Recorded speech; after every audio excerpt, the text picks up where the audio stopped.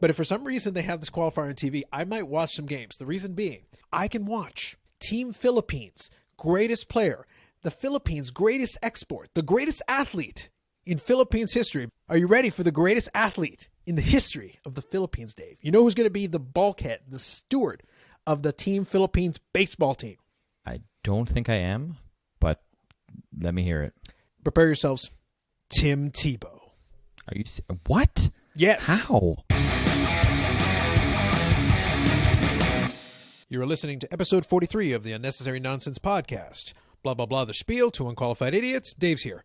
I kind of like that spiel better. Like, I think we should just roll with that from now on. Listen, it's going to really depend on my mood that day. And this is one of those ones where the more streamlined, the better it is. Because really, we want to get to the meat and potatoes. We got to talk some serious NL Central. But before that, we do have a couple of news and notes and the return, if any of you can hold back. You restrain yourselves from the excitement of the pretentious cross-country running report. But we'll get to that in a minute. So first, I'm going to quickly outline what's going to be on the podcast. We are going to talk about the NL Central. That is going to be a thing. We're going to talk a little bit about the Raptors because we haven't really spoken anything about basketball at all. A lot of that comes from the fact that I just don't watch a lot of basketball, but Dave has some recent experience dealing with a little bit about the Raptors, so he's got a couple of thoughts on that. And then I'm also going to talk a little bit about week 3 of the XFL that came, and then we're early into week 4. So as we speak right now, the Saturday games have happened. The Sunday games have yet to occur, but I do have some thoughts based on kind of what I saw in week 3 and then what I've seen in week 4 so far. Because there's a couple of interesting things in there and some interesting stories that have played into it, and I think that's worthwhile. So I'm going to leave it to Ditchman's choice. Dave, what would you like to talk about first in our little news and notes piece? Well, let's start Raptors. All right. The man wants to speak on some Raptors. What do you got? So, I went to the game last night. They played Charlotte, and they lost by 3 points in a game they had no business losing. But they shot basically 30%. I think it was actually 31% that they shot for the game, which is horrible. Even if they'd shot, say, 35%, they would have won the game. Charlotte's that bad. But that is not what I want to talk about. What I want to talk about are a couple things surrounding the game that I feel are worth noting. And the first is, brace yourself. Do you remember, Carlos, when you played, NBA Jam and you got to pick who your players were? Yes, that was one of the best parts, coming up with the right combination. Right? They have Raptors NBA Jam t-shirts. So they have different players on them, and then they have like the levels of, like their shooting or all their attributes underneath. And yes, Carlos, yes, I did get one. Of course you did. Which combination did you get, though? So they only had 2 that I saw, and I was like, oh, I kind of want that. And Megan's like, my wife was like, do you want me to get you one for Father's Day? And I was like, yes, done, book it. I got Lowry and Van Vliet combo. Okay. The other combo you could get was Gasol Siakam. Yeah, I was kind of wondering because Siakam's kind of the one who a lot of people are looking at who has elevated his game, especially coming off last year into this year, and he's become kind of the media darling. He gets all the commercials, so he's on a bunch of them. And it would have made sense. The Siakam would have been the one that I would have thought would have been probably both are decent sellers, but definitely I would think Siakam would be a popular one. And you got to love how the nostalgia is coming back. Mind you, this is not surprising because if you really think about it, think about when NBA Jam came out. Almost all the people that would have been playing that game or doing anything related to it have got to be in their 30s now, heading into their 40s. So people with disposable income who have nostalgia. Sorry, Dave. # we're old. Man, yeah, exactly. Like, why do you have to keep making me feel old pretty much every time we record this podcast? You should be looking at the fact that your shirt has pixel art on it, Dave. That should make you feel old. Yeah, but still, Super it's so Nintendo. Good, Carlos. Super so Nintendo. Good. I still think it's the best basketball game ever made. I agree, hands down. Yeah. I feel every basketball game moving forward should have an NBA Jam mode. The thing is, I feel like an opportunity was lost because there is room, and this is just a general thought that I have, in the world of sports, and especially sports games, because games are their own thing. Some people enjoy the games but don't even care about the sport. But for people that enjoy both, and for people who like the game, there is a world always, I think, for an arcade-style game. Basketball is really great for that. NBA Jam was a simple enough concept. It's 2-on-2 basketball. But it works really well in a video game. And with today's graphics, you could really go... Having a guy go on fire with modern graphics would look tremendous. And some of the sports really work very well for that arcade style. You could really have a lot of fun with it. And basketball's perfect for that. And I feel like I could just end my Raptors talk right here. But there's... You may as well talk about the team, Dave, just for fun. There's 2 other things I want to mention. One, I would like to give a shout out to superfan Navbatia, who actually met last night for the first time because I went down to see him because I heard he's letting people try on the championship ring that he was given. So I do now have a picture of me wearing an official Raptors championship ring. And the man couldn't have been nicer and more accommodating. And so I just want to give him a shout out for that. I mean, that is the definition of a diehard fan. He's been to every single Raptors game since 1995 when the team was in their inaugural season. So, you know what? He's a true fan and respect. I'll give it to him. But one important thing I will point out, just so we're all on the same page here, part of, I think, what helps is that he did get on there. He did get right on the bandwagon early, which is, good for him. But at the same time, I believe his businesses I believe he's car dealerships. I think that's his main business. That is correct. So it's one of those things where just bear in mind, you're talking about somebody who can definitely afford. The man could have bought his own ring without any issue because those courtside seats are expensive. Oh, absolutely. And for all these But years, he doesn't have to let anybody try it on. No, it's true. But he also is in kind of the service business. A car dealership is a service business. Now, he didn't give you his business card, but at the end of the day, you know who he is. And if you're in the business and if you're in the market for a car, it's probably a good idea to keep your face out there and be the friendly face of the car dealership that he owns. For sure. So, I don't doubt it for one second, but let's just bear in mind that there is also a little bit of a incentive for him not to be a jerk to everybody. No, fair enough. The other thing, NBA officiating is as frustrating in person as it is watching it on TV. And I'm wondering, the Raptors have had so many injuries this year. Pretty much every single person on the team has been injured at some point. 2 people were out last night. Van Vliet was out and Ibaka was out. I feel if they had either one, and Gasol, who's been out for a while, even though Norman Powell came back and had a decent game. But I think either of Ibaka or Van Vliet, they would have won the game.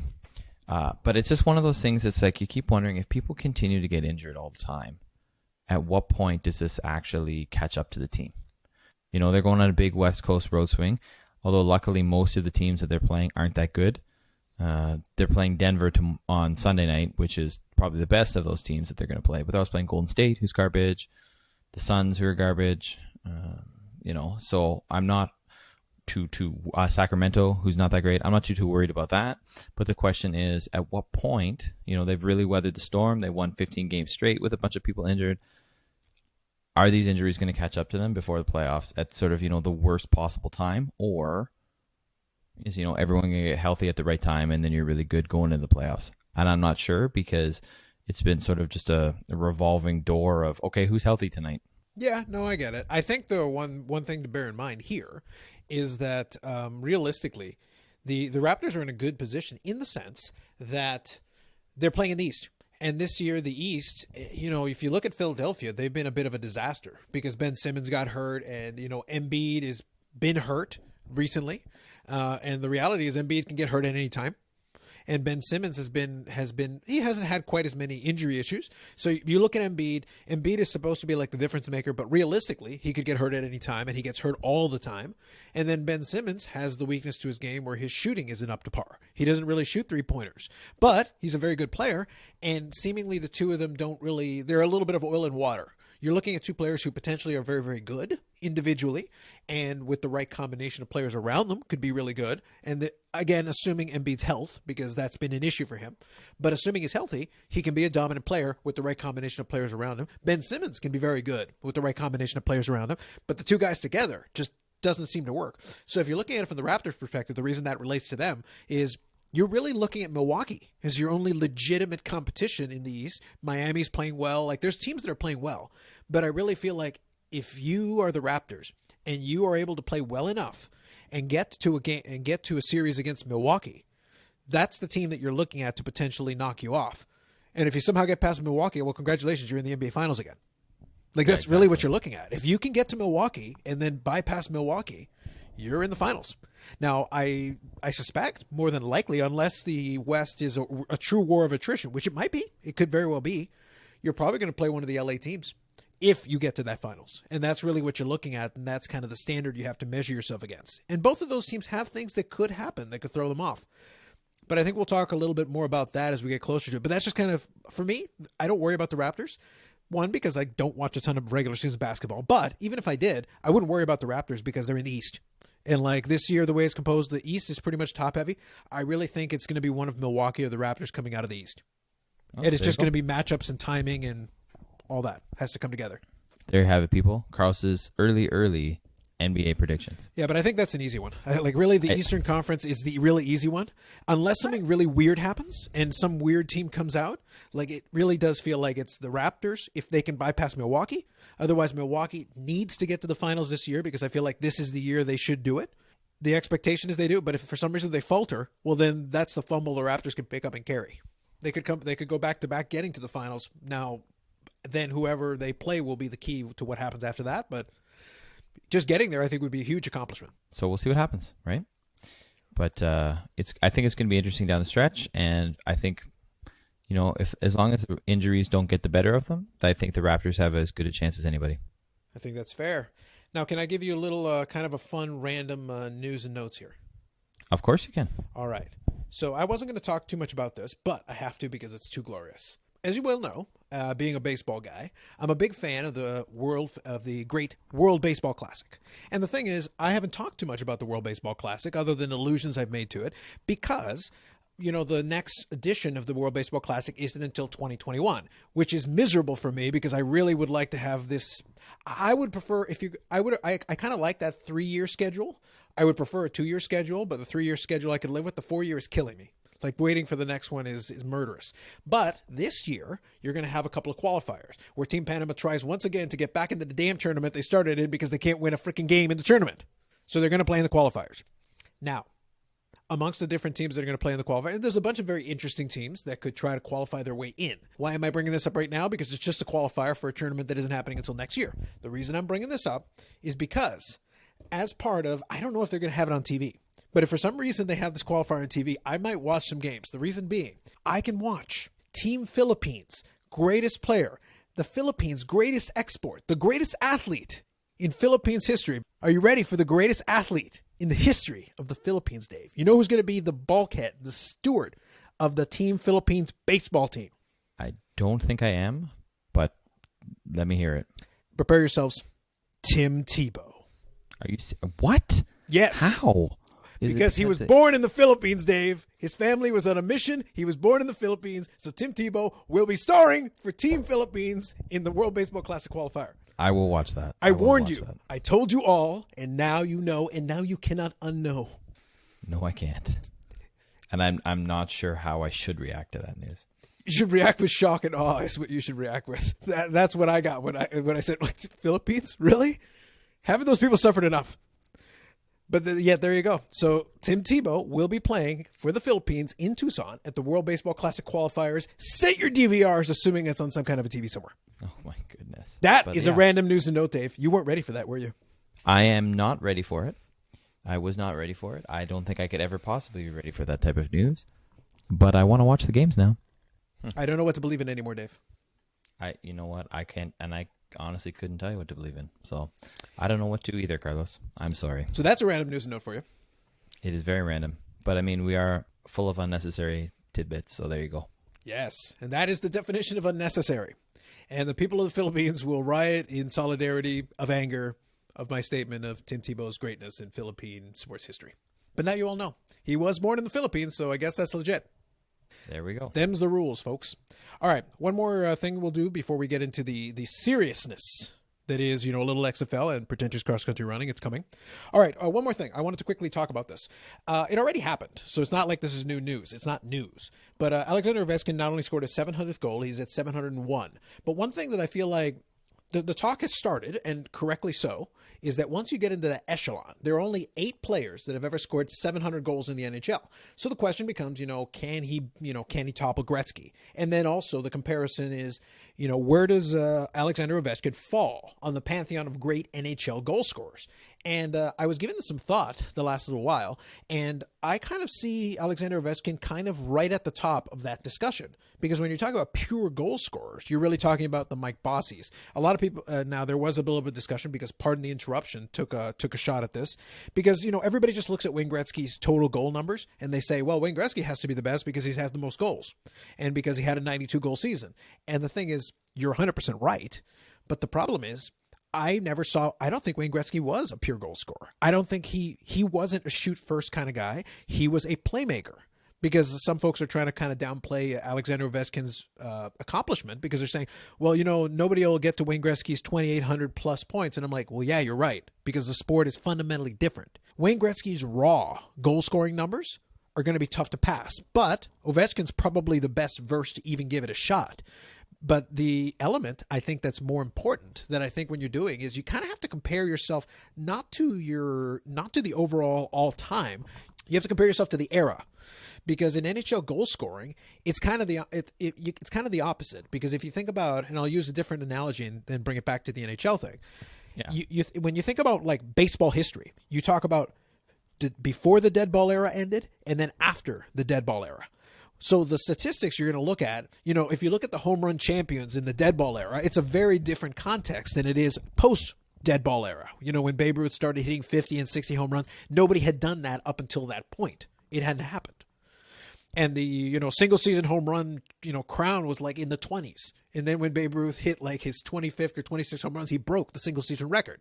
Well, you say like, oh, everybody and their brother can hit 20 home runs today. Well, yeah, because we're in a different era.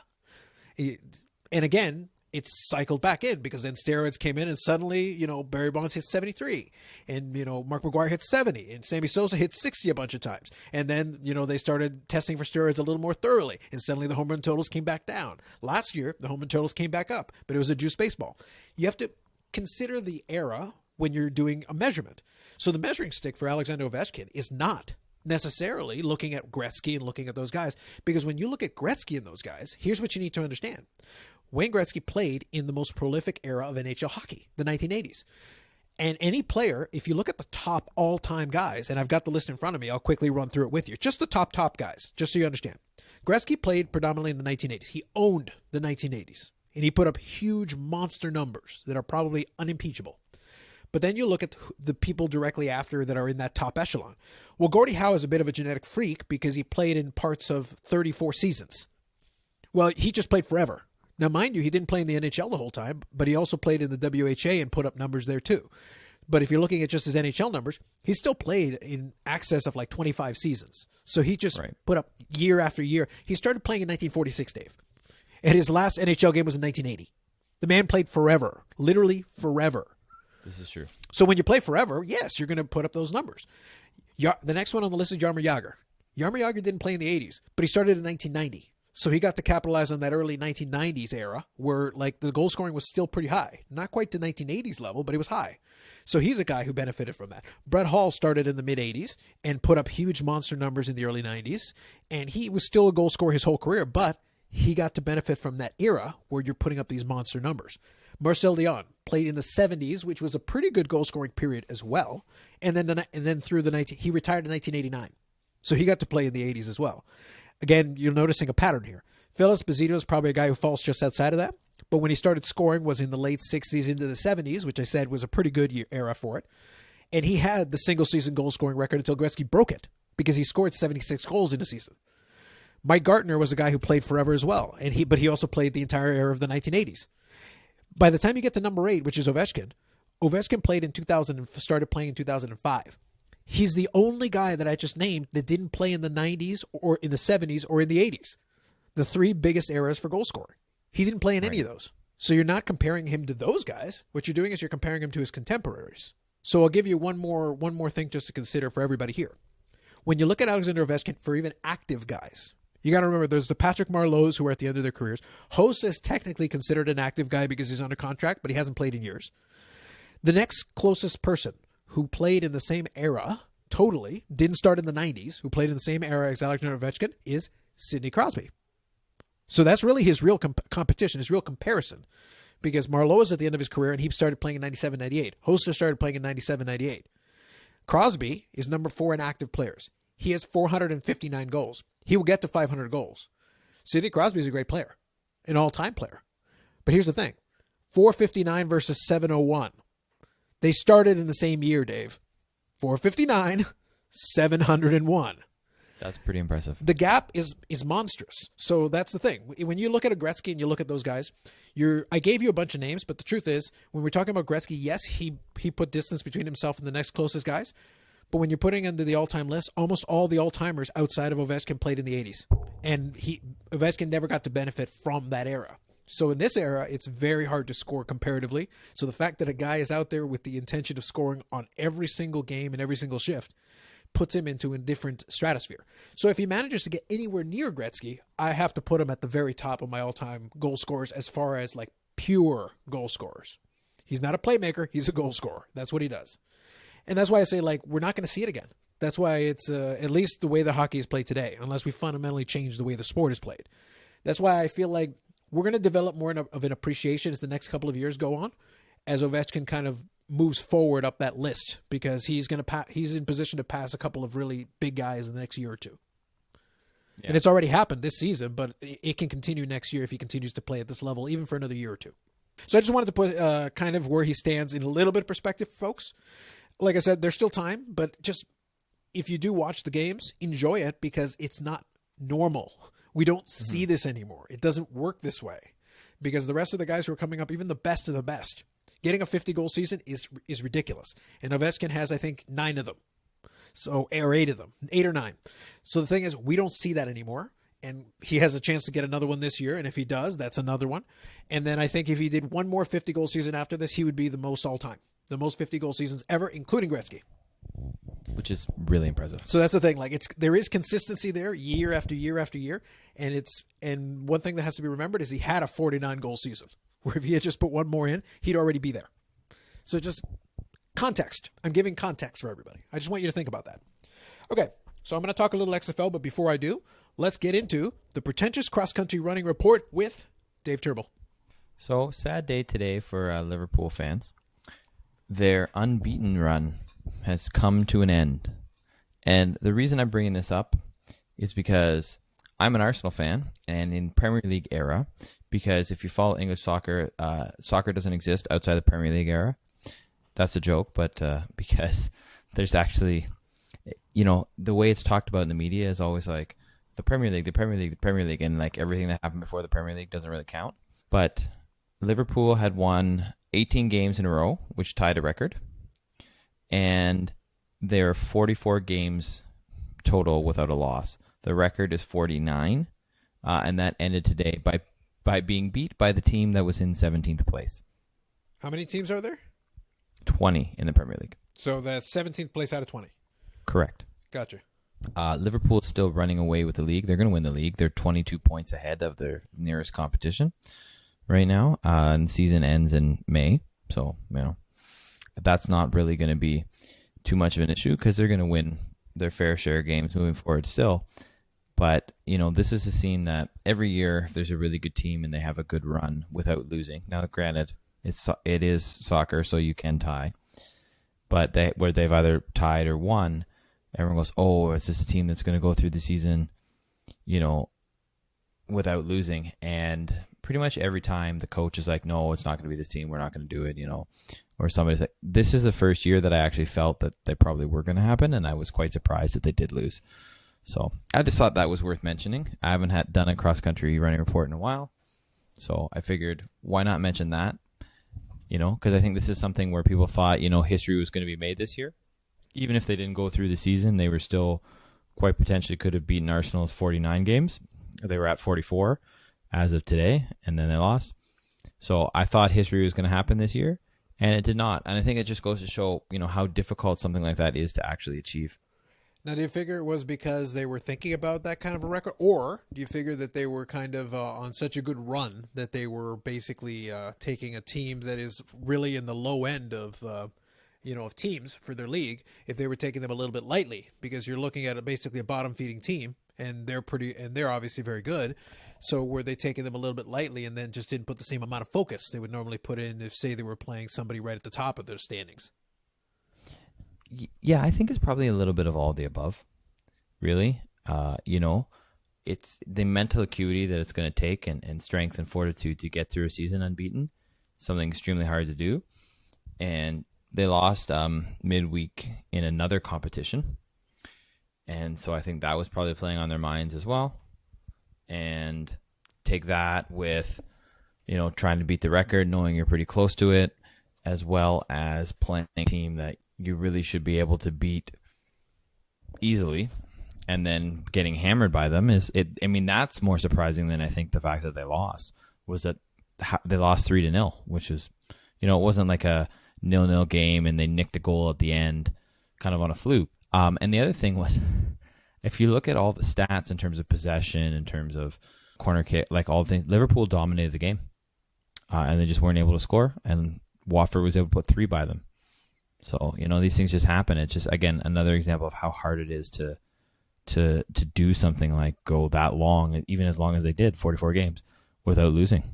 No, that's fair. Whenever somebody gets into that kind of a win streak, it's one of those things where I would think the motivation to kind of stay focused, especially against playing against inferior competition, would be really difficult. You almost have to go into the kind of psychotic Michael Jordan thing where you just find some random reason to hate the other team and want to crush them.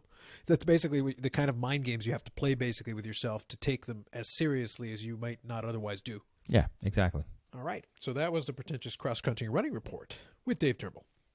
And now let's hear some XFL talk, Carlos. All right, so a couple of things I want to talk about the XFL Week 3. So a little bit. There were some surprises. DC really didn't come out and play very well, and they were hammered by an LA team that was a little bit resurgent. But it's funny, the parity of the XFL has been starting to establish itself a little bit. Houston struggled a little bit, but in the end they were able to win. So Houston, I think, has proven that they're very steady. They're very well able to adjust and play, and they were handed everything they could handle from Tampa Bay. But the thing about it is, I feel like I was fairly fair about Tampa Bay in the sense of how bad they were. But a lot of it came down to the way they structured that team and then the way they played it out. And one interesting thing developed last week was that they gave Houston a very hard time, and they might have even been able to win had Mark Trestman not been obsessed with switching quarterbacks. It was just this weird thing where, like, Aaron Murray wasn't available to start, but so they brought in, I believe it's Taylor Cornelius. I didn't have the name in front of me, but I believe it's Taylor Cornelius. It's Cornelius for sure. But he started the game, and he played well in spurts, but it was one of those things where, as soon as he demonstrated any struggling, they'd bring in Quentin Flowers.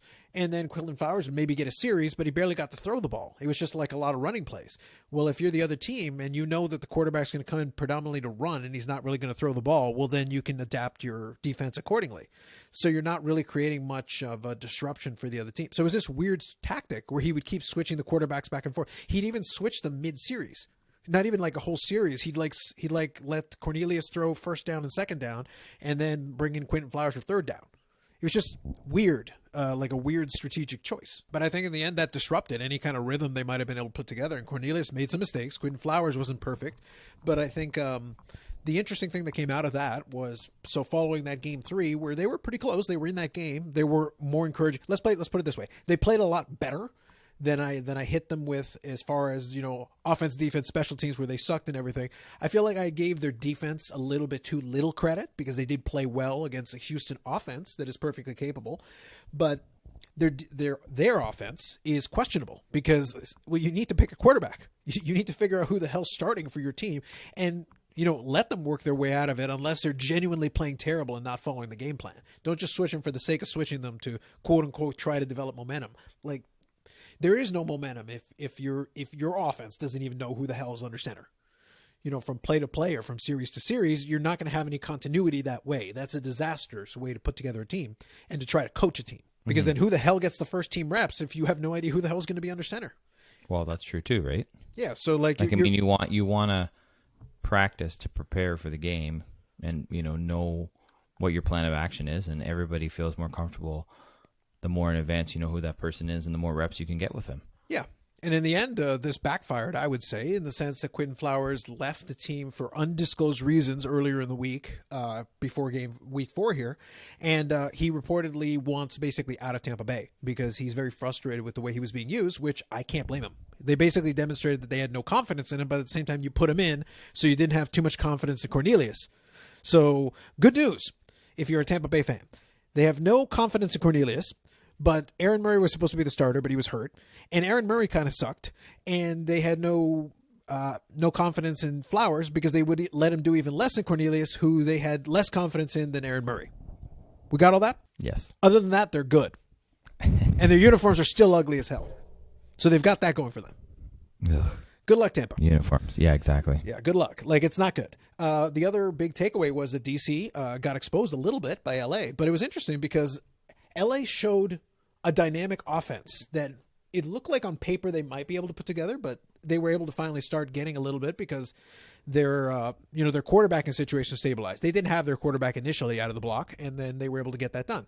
But an interesting situation came out of that in that it looked like LA was playing better, but they played here in week 4, and they lost to the New York Guardians, which is interesting. Because hey, you got the team name right this time. Yes, I did. I had to. I had to think about it a little bit because I wanted to say Defenders again. But the thing is, the New York Guardians came out and they actually won the game against LA. Now, mind you, LA had some injuries, including some of the guys that were dynamic for them in their Week 3 victory. But the thing is, the Guardians had to play kind of a style of game where they had to kind of slow it down and drag it out. It was kind of a low-scoring affair. It hit the under, certainly, but in the spirit of not quite as shocking as Filipino of baseball hero Tim Tebow. Not quite as exciting as that. Few things are as shocking and as exciting as that, Carlos. It really is. It's changed my life. But the thing is, it did result the whole disaster of the New York Guardians situation brought back the return of one of my personal favorites, Luis Perez. Hey. Yeah, he formerly of the Birmingham Iron. That was an interesting. And I will say that as far as that game is concerned, because it was a 17-14 final, very closely contested, but mostly because of various levels of ineptitude by both teams exhibited. I think LA just was injured, and New York was New York. They did play better, I would say, as a team because they got smashed the last time they played. And this was the first start for Luis Perez, who was originally on the LA roster, and he was traded from LA to New York. And this was his first opportunity to start again. And I would say that this was the most Luis Perezian performance that he could have because it was like basically as if he came out of the Birmingham Iron game and then went and put together another performance here. Where again, it's kind of frustrating because you don't know what to make of this guy. He's not terrible, but it's one of those things where like he's not going to light up the scoreboard, but then he'll make a couple of good plays and a couple of decent throws. And it's like, okay, this is fine. But then at the same time, he's not mobile. But he's not a very big guy, but his arm isn't like a cannon. So it's like weird, but he got the win for a team that was a disaster last week. So I guess he might have earned himself another start. It's just bizarre. The whole Luis Perez thing has always been entertaining to me, even going back to the AAF, and it just kind of continues on. So that's another kind of thing that struck me from the way this played out. This week, though, the game hasn't happened yet, but the big game of this week is the all-Texas matchup. We're going to have Houston taking on Dallas. So I think that's going to be very interesting because Dallas has been kind of on the upswing. And Houston, like I said, was challenged this past week, but they're still, I think, the class of the league. And then DC is going to be playing as well on Sunday. So it's going to be interesting to see if Cardinal Jones and the team can rebound because they really didn't look good in the last game. Just did not look good at all. LA kind of torched them. And there's certain teams that are kind of hanging. There's kind of a rock, paper, scissors thing happening with these teams right now. Some of the teams will look pretty good against a certain opponent, but then get absolutely exposed by another one who was previously exposed by the first team that the first team crushed. So it's this weird thing where right now all the teams are kind of figuring out their pecking order. Right. I still feel like New York and Tampa Bay are still at the bottom of the barrel. I would say that New York gets a slight uptick because at the bare minimum, if Luis Perez is the answer for them, at least he's solid enough. Like he's not terrible. He's not Matt McGloin, who was just tragic. I would say that I did like what I saw basically today, what I saw out of St. Louis. St. Louis looks like they're in the ascent. Like there's a lot of that. I've got Houston at the top with St. Louis just beneath them. DC is kind of slid down a little bit. And I've right now got, Tampa Bay at the bottom with New York. So the power rankings are starting to like clarify for me a little bit. It's a little less murky. Right. So which, that's as happens as you go further and further through the season. Well, it's really more data points because at this point, for the first couple of weeks, it's like, oh, they look good, really good, and then it's like, okay, but were they really good, or is the other team really bad? Like, who did you play when you put up those numbers? That's true too, right? Yeah. So now we're starting to get especially when it's the inaugural season and you don't have any sort of historical data on each team either. Yeah. But you are starting to get a better sense of who the players are, who are the receivers that can get open, who are the running backs who can actually, break a tackle. And you're starting to see some of those guys. I am enjoying, though, that I am starting to see a couple of those AAF guys who did well, playing well. And then at the same time, though, there's a couple of them where I'm kind of questioning what's happening because I think Brandon Silvers is probably going to be out in Seattle because he just didn't look good again. And and they went to, I think it was BJ Daniels, and at least they played better and they made it competitive against the St. Louis team, who I think is actually pretty good. So it's one of those things where a lot of teams are still trying to figure who the starter is, which is unfortunate that in training camp they weren't able to figure this out. Yeah, for sure. They're giving a lot of these guys who have a little bit of name recognition the benefit of the doubt, and I wouldn't. That's just me, but we'll see. It'll kind of play out. At least some of the games were entertaining. We're still getting a little bit of that. And like I said, the Houston-Dallas matchup on Sunday should be an interesting one. So that's kind of where I'm at as far as week 3 was, going into week 4 of the XFL. Dun, dun, dun. Yeah. I think I want to see if I need them to get a new theme song. The whole For the Love of Football thing they play, it's not quite the Monday Night Football theme. They need something else. I would really like to see them do something bombastic, like the NFL Films has. Like they've got certain songs that they'll bring out that this is NFL Films. As soon as you've got that, yes, this is NFL. They need something like that. They need an iconic theme song that they play before the XFL games. I think that'd be a good idea. I'd be cool with that. I think they should work on that. I think that's the thing that would really elevate it a little bit, especially since they've got their network partners for the next little while. They could establish something like Fox knows how to do stuff like that. They can totally come up with something. It's true, they do. Yeah. So that's it for that this week. There'll be more, obviously, as the season goes on, because now it's starting to get interesting. Now we're starting to figure out who the good teams are. We're starting to figure out who the good performers are. And I'm looking forward to some of the Sunday games, and I'll kind of see how that plays out. So I think that's it for my main news and notes, Dave. Do we want to get into our little bit of NL Central talk? Let's do it, buddy. All right. So tell you what, we can start wherever you like. You tell me what's going to happen. Okay. So this is a division that I feel minus one team, very hard to predict anyway. But let's start with Pittsburgh because literally they're in full rebuild mode. They're going to suck, and they have a nice stadium. So if you like skyline views, go for that in the summer. Pittsburgh also has a nice craft beer scene and beer scene. Go for that. But don't go for thinking the team's going to do anything half decent because they're not. They have snazzy uniforms. That's true. They are classic. Yes. This is also true. So if you like uniforms, great. Classic uniforms, go for that. So beer, classic uniforms, skyline view, pretty much, I don't know, history, old steel mills, cheap housing, I don't know. Just go for anything. Cheap housing. We're going to hire you for the tourist board for everybody because, ever since a couple of weeks ago, I really feel like I want you to be personally the one responsible and in charge of covering all these different things ever since we got our, tourism board of Santa Monica ad from you because they got a pier. They got a pier, guys. I'm just saying, Pittsburgh actually has quite a lot to offer. Yes, compared to Santa Monica. But just baseball isn't one of those things this summer. That's all I'm saying. They're going to suck. And spoiler alert, they're going to finish last in the division. That's all I want to say. Well, I agree with you. And I'm glad that we all acknowledge that Pittsburgh's new saying should be like Pittsburgh, PA. We're better than Santa Monica. We have more than a pier. That's fair. I think instead of they shouldn't even mention Santa Monica. They should just be like Pittsburgh, PA. We have more than a pier. That's just a beautiful. Just so it's a subtle dig at Santa Monica. Well, even though, honestly, don't knock the pier until you've actually gone to Santa Monica. Dave, you're not going to sell anybody on Santa Monica with a pier. It doesn't matter how hard you sell that pier, Dave. There's not enough. Do you have anything you'd like to add on Pittsburgh? No, but Pittsburgh's really bad. I've got any random stats. What's their stat? Do they have something better than bunt hits this time? Marginally. I will tell you that as far as random stats are, hold on, I will refer to my oracle of knowledge here. Pittsburgh. All right. Here you go. Remember when I said earlier that when you look at a preview magazine, you can learn a lot by the random stat they threw out. So for the Pittsburgh Pirates, the random stat is stat line, productive outs. The Pittsburgh Pirates had 271 productive outs in 2019, which was 17 better than the Rockies at 254 and better than the Dodgers at 252. So there you go. Pittsburgh has the most productive outs in 2019. Is that better or worse than the bunt hits, Dave? I don't know. It's worse.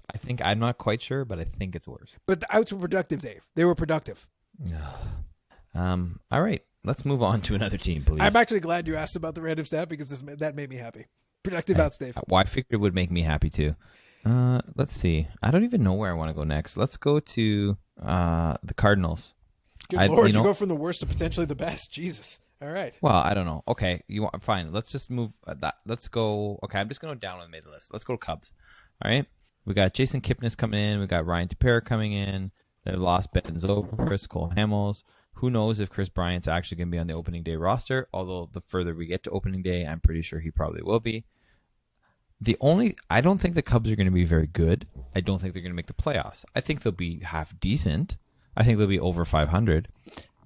But David Ross as manager does intrigue me, and I like that move. But here's the thing. If what you're talking about the team is the fact that they have a new manager and who that manager is, team's probably not going to be that good.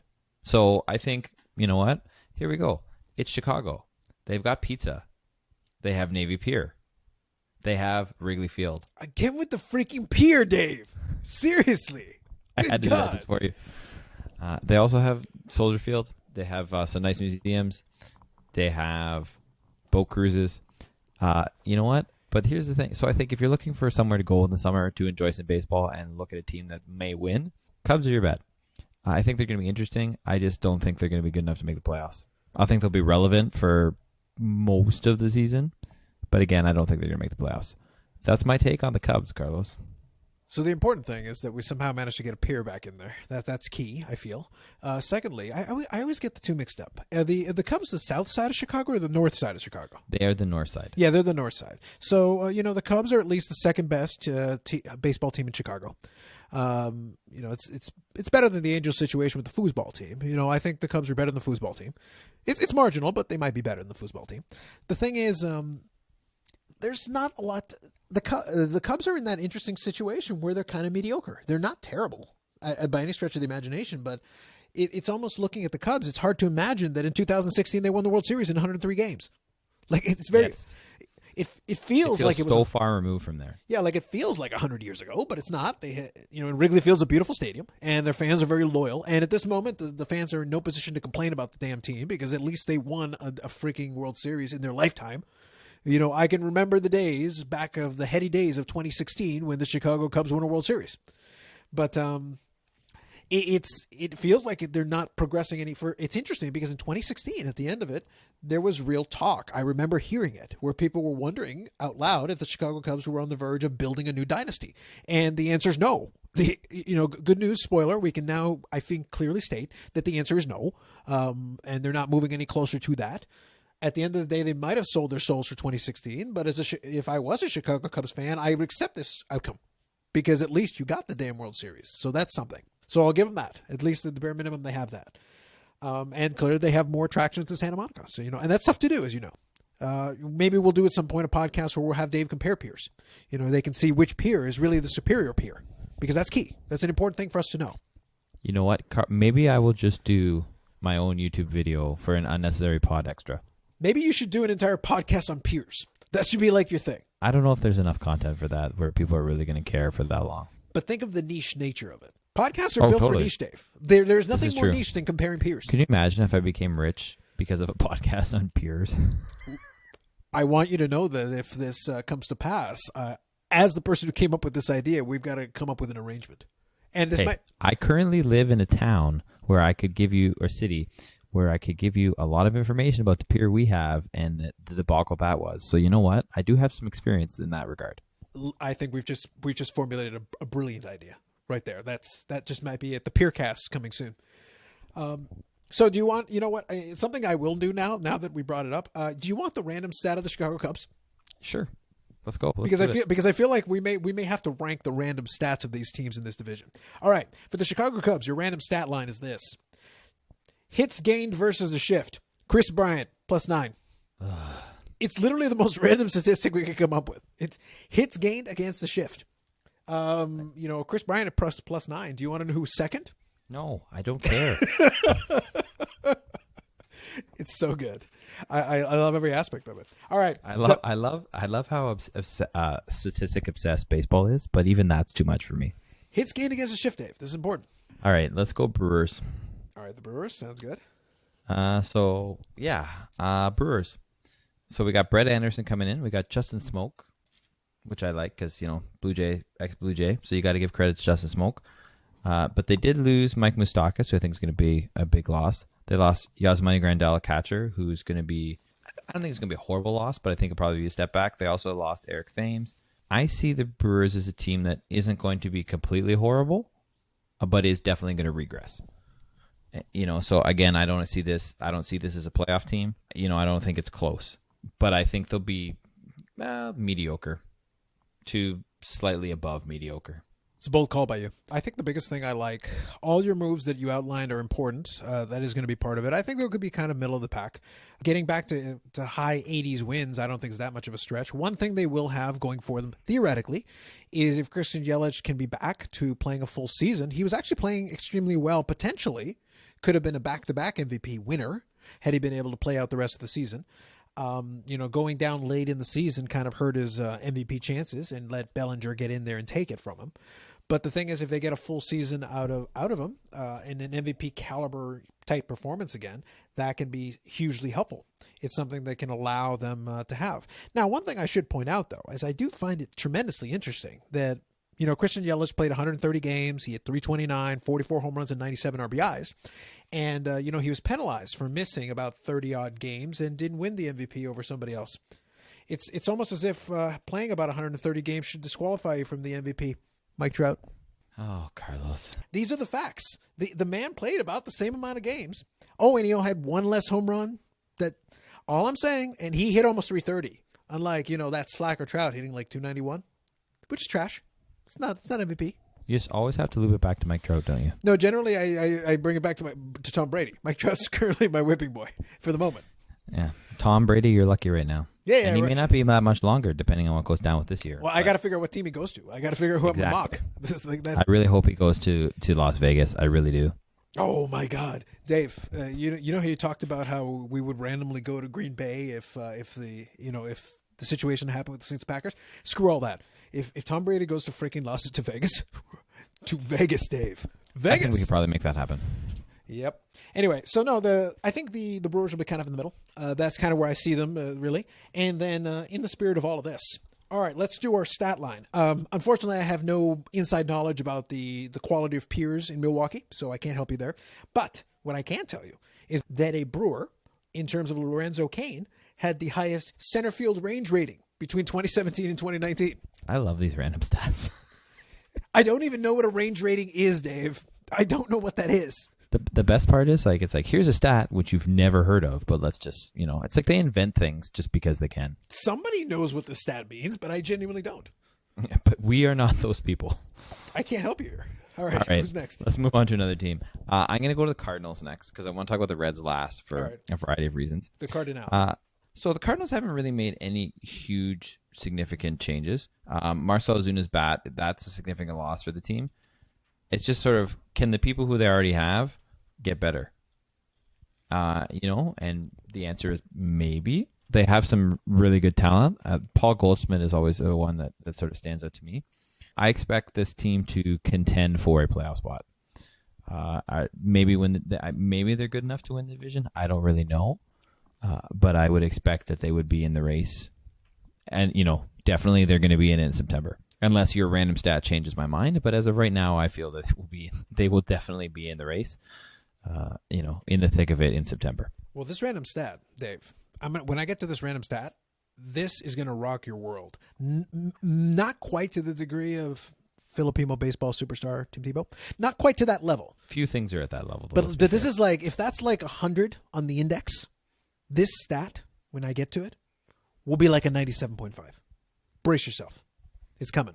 All right, before that, I think the St. Louis Cardinals are just the most balanced team. But the problem is that I don't know if their offense as a whole, top to bottom in the lineup, is quite that good. However, to the point, Goldschmidt is solid. The interesting thing about the Goldschmidt thing is that he had an off season by his standard and still hit almost 35 home runs and still was almost basically at 100 RBIs, which if that's an off season for you, that's pretty solid. Considering that's the guy you locked up, where St. Louis decided to open up the piggy bank a little bit and pay for it. They just wanted to have the situation solidified, because having Goldschmidt, who's a very solid power hitter and hitter in general at first base, is and the comparison was apt. It's the most solid they are at first base since Pujols left, which is Pujols was a next level talent in St. Louis. That was transcendent. It was a different thing.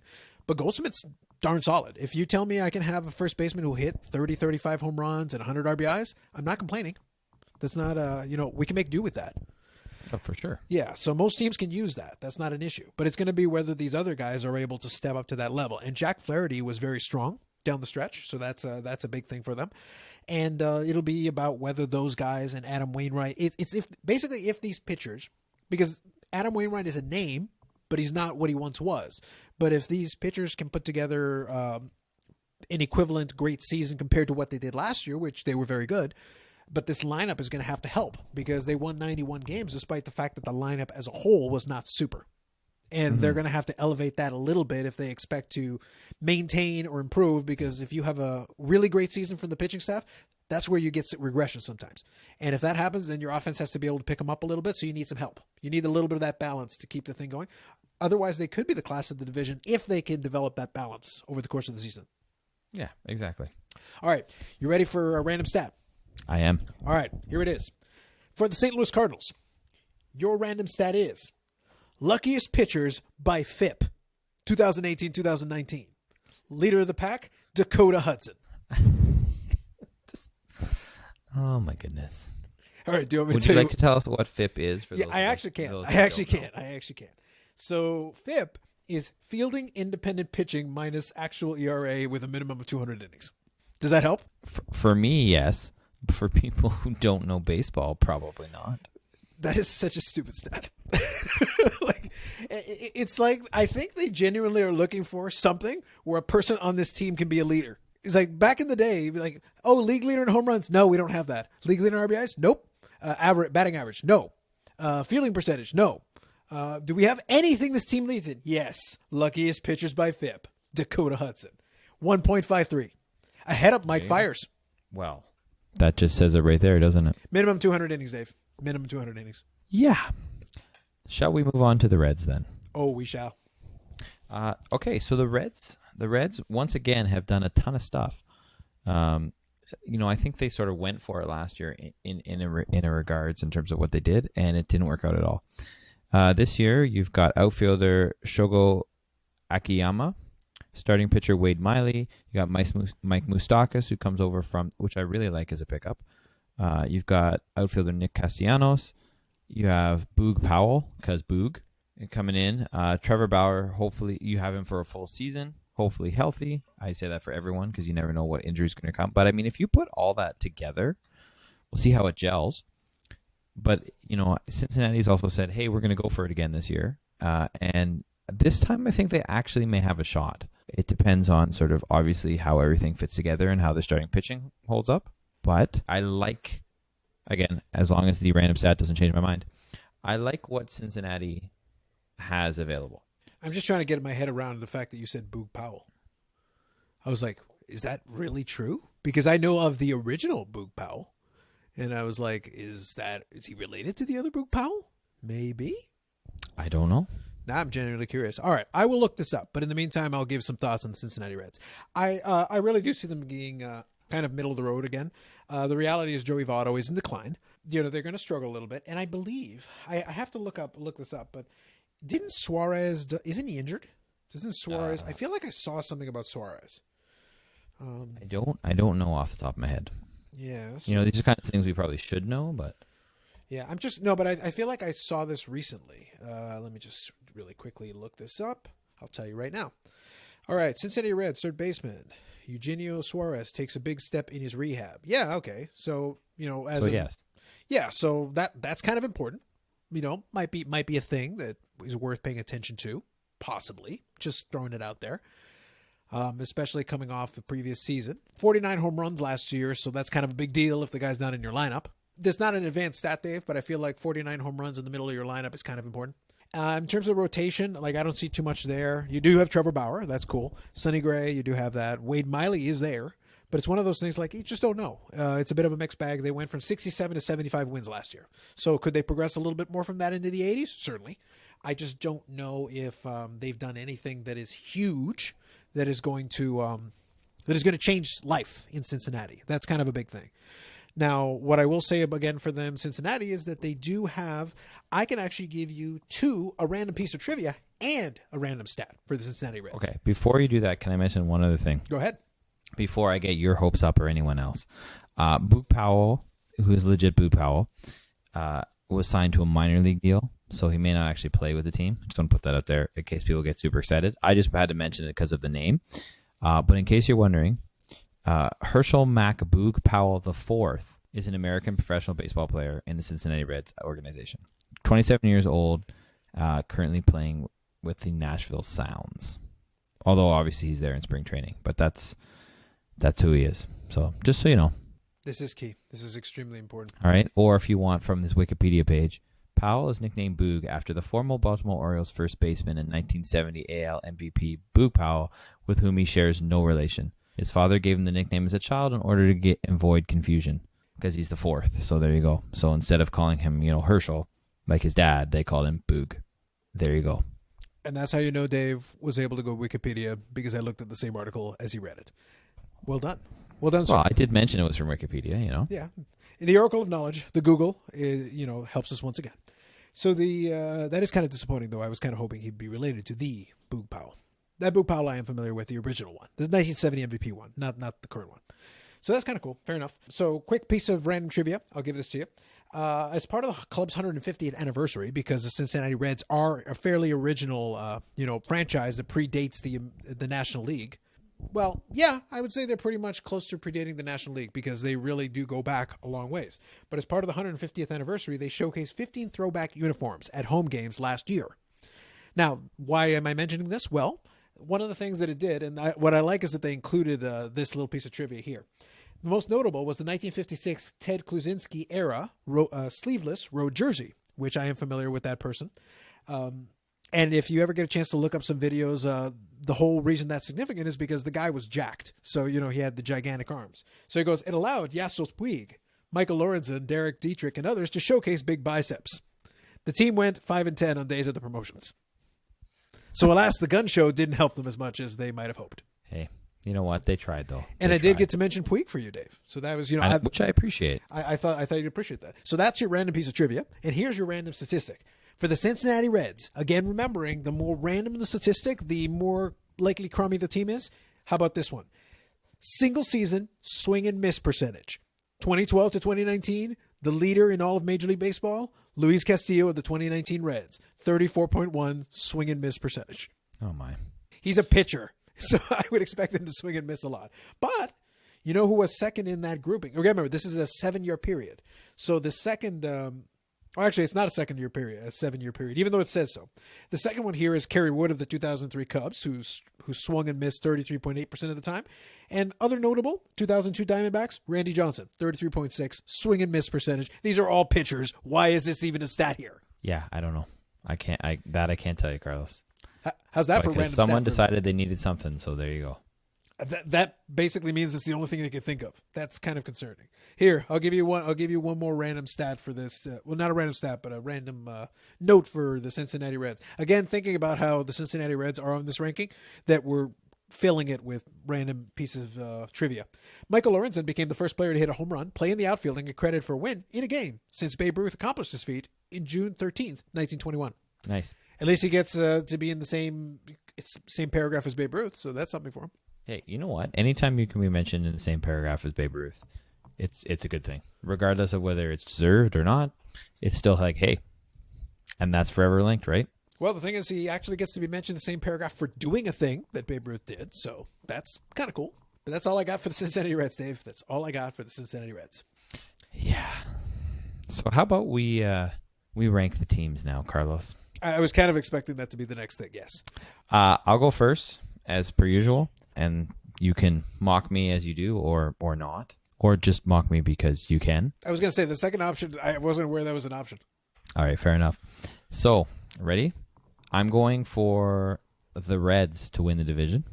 What? That Babe Ruth stat really got to you, Dave. Calm down, Dave. That and the potential that the new Boog Powell may play for them.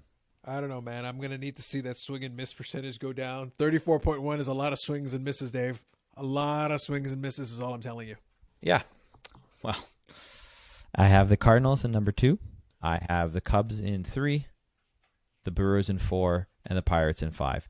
And I would say I would expect basically from this division, probably I would say if it shakes down like I think it's going to shake down, then the Cardinals are a wild card team. If it doesn't shake down, then like this, and say the Cardinals win, then only the Cardinals are a wild card team. But I'm sticking with my 1 through 5. Fair enough. And by a wild card, I mean only division winner, no wild cards from this division. If it shakes out differently than I have said, but again, Reds, Cardinals, Cubs, Brewers, Pirates, with the Reds winning and the Cardinals probably making a wild card. Yeah, I think I'm going to stick pretty vanilla. I'll be honest with you. I think it's just going to be the division winner. I don't think anybody else is making the playoffs from this thing. So I'll go from bottom to top. I got the Pirates at the bottom for the reasons outlined already. The Reds, I really don't see advancing that far up. I'm going to put them in fourth. I am going to put the Cubs in third because I think they're going to try to build a little bit back up, but it's going to be one of those things. I feel like a lot of these teams are going to be right around the same amount of wins because they're going to kind of steal wins from each other. So there very well could be a couple of teams in the 80s here, which means that you won't have to do too much to win the division. But being in the 80s, hovering around is going to kind of put you all in the middle. So that's kind of where I'm at for that. Second, I'm putting the Milwaukee Brewers to be in second because I think Christian Yelich will play for a full season. And if he's able to play at an MVP level, that's going to help elevate them a little bit, which I think will be supremely helpful. And then I've got the Cardinals winning the division again for the second straight year and getting back to the playoffs, building off of what they did last year, having a better year from Goldschmidt. I think that's going to be key for them if they can keep the kind of consistency he has for another year. And they're just more solid than these other teams because when I look at these other teams and their rotations, I've got questions. So at least St. Louis looks pretty solid. Again, health is the great equalizer and the X factor. Yeah. The only thing we agree on is that the Cubs are going to be mediocre and the Pirates are going to suck. It's a bold statement, but I'm going to have to agree with that. Although we did get to at least enjoy the sheer quantity and glory that is the random stats, which I think we'll bring back next week for another division. I think we should keep this. I like this. I like the random stats. Moving forward, next week is the AL Central as we go crisscrossing. And early prediction in that one, the White Sox will not suck nearly as bad. In terms of anything I'm looking forward to, I would like to say the only thing I would like to mention is the Raptors' upcoming, I believe, 6-game road trip. The key matchups being the game against Denver and the game against Utah. And it's always nice to see play Golden State Warriors, who they played in the finals last year. But obviously Golden State sucks this year because they have so many injuries.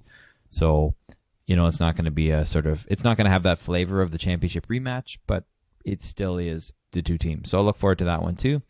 And hopefully I can stay awake long enough to watch some of the games. But I'm not holding my breath on that one. Brilliant. So what I'm looking forward to, I'm really looking forward to one thing. I'm looking forward to the games, the XFL games on Sunday, which I've already mentioned a little bit about. Other thing, though, that is kind of interests me a little bit is it's not brand new, but I do catch it every year, and it's something that I just noticed on my little feed a little while ago. The latest season of All or Nothing is on Amazon Prime Video, if you have access to it. I'm a big fan of it because it's very similar to Hard Knocks, but I think much better produced. I think it's just a much better thing. And for this past season, they followed the Philadelphia Eagles, which would have been fascinating, no question. So I'm definitely going to check that out because I'm very intrigued and interested in that. So that's a big one for me. That'll be interesting. Yeah. And then the second thing is I want to check out, even though I haven't, again, not read a recommendation, it's something that I want to check out, Ford v. Ferrari. I haven't watched that movie, but it is something that I'm interested in because I actually saw documentaries on the original Ford against Ferrari thing with Le Mans. So I kind of want to see what the Hollywood treatment is on that. So it is kind of a sports-ish film. Yeah, that'll be worth watching. Yeah, and there is a real history there. It'll be kind of interesting to see how closely they follow the real history of what actually happened with that. But it is an interesting story, and I'm not surprised they put it into a feature film. Quick point of order from editor Carlos here. We actually lost a little bit of the audio in this section of the recording, so we're just going to skip ahead to the very end of the podcast where Dave and I had a little bit of a laugh as far as the stats that we had put together for the preview from the NL Central. So here you go. Continuing the very end of the conversation. Some of those stats are really questionable. When I have to look them up as I read them, it's a good sign for some of those stats, the range stat or whatever. And then the other aspect of it that I enjoyed the most is that for some bizarre reason, whether we joked about it, but I really do think we have become the peer podcast. I feel like I'm going to need you to elevate your game and really bring us some key facts about many peers. All right, all the peers. Let's see. I feel I can do.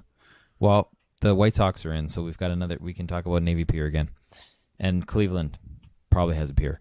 So there you go. Next week, more peers on the Unnecessary Nonsense podcast. Yada yada yada. Check us out on Apple, Spotify, whatever you get your podcast. Google Play, and we'll talk about the social media eventually. It does exist, and sometimes Carlos makes YouTube videos and puts them up on the YouTube page. See you next week, people. I like that he finally came up with the closing. There you go. So that is this episode of the Unnecessary Nonsense podcast, or should it be renamed the Peercast? We'll talk to you next time.